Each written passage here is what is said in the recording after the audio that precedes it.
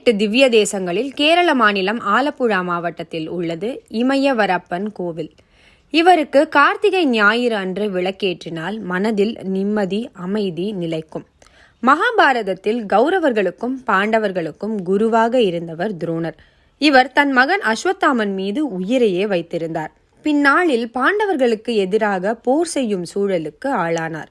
அஸ்வத்தாமன் இறந்து விட்டான் என கூறினால் இவரை வென்றுவிடலாம் என நினைத்தனர் பாண்டவர்கள்.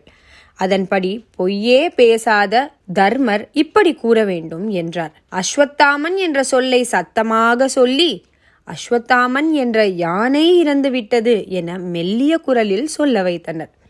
இதை கேட்ட துரோணர் நிலை குலைந்தார். இதுதான் சமயம் என துரோணரை கொன்றனர். போர் முடிந்ததும் துரோணரின் உயிரிழப்புக்கு தானும் ஒரு காரணமாகிவிட்டோமே என வருந்தினார் தர்மர்.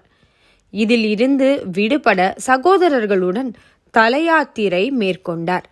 அதன்படி செங்குன்றூர் எனப்படும் இங்கு வந்து சிற்றாற்றில் நீராடி பெருமாளை வழிபட்டு மன அமைதி பெற்றார்.